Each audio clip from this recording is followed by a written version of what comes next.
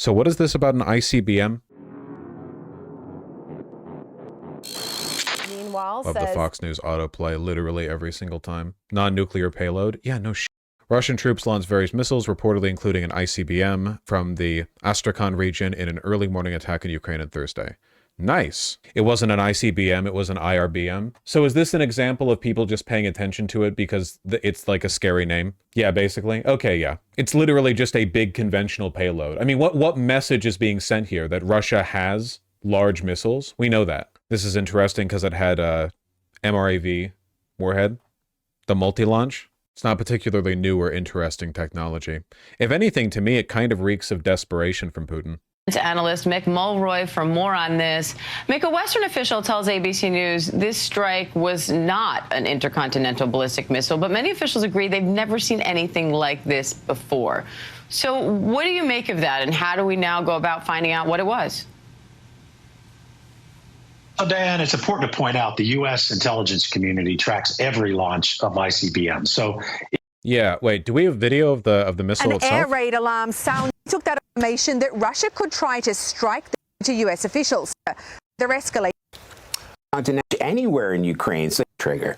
This is just stock footage. Is there a video of the missile strike? I'm a military nerd. It totally does. This is an extreme expense for the total payload delivered. Yeah, like it's incredibly, like, Russia can't churn these out of a factory willy-nilly, you know. Any missile of this size and range costs a pretty penny, and you're just delivering a conventional payload. Imagine firing a missile like 500 miles and then it hits an apartment building and blows up the apartment building. Like, which, you know, like, that's a pricey missile. All right, so Charlie, clearly both sides are upping the hardware. Is there a chance at all for a diplomatic solution here? You'll recall, Charlie, and I want to know if what people at the Pentagon are saying. They're proving they still have the capacity? Yeah, but everyone knows that. There's no doubting that. The technology is decades old. Fascinating. I'm sure at some point something interesting will happen in this video. There we go.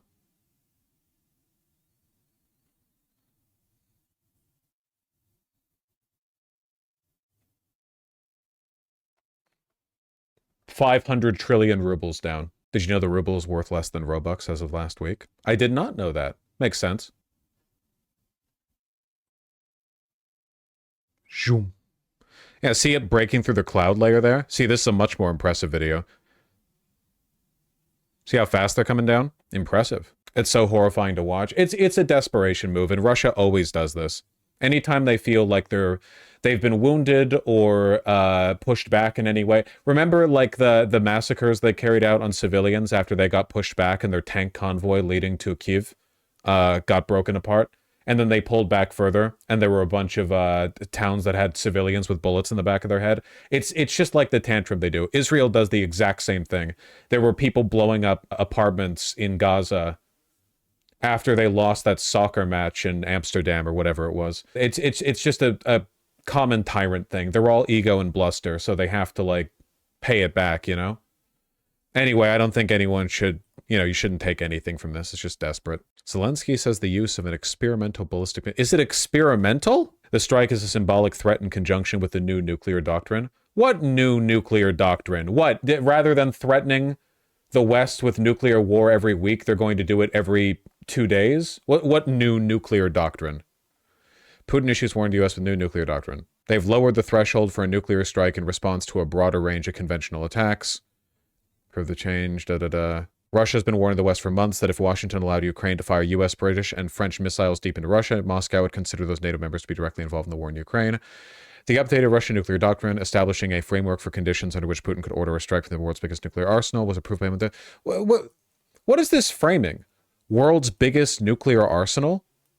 In the same sense that a junkyard owner has the, like, city's largest car collection. Analysts say the biggest change was that Russia could consider a nuclear strike in response to a conventional attack on Russia or its ally Belarus that, quote, created a critical threat to their sovereignty and or territory. How is this new? Compared to what previously?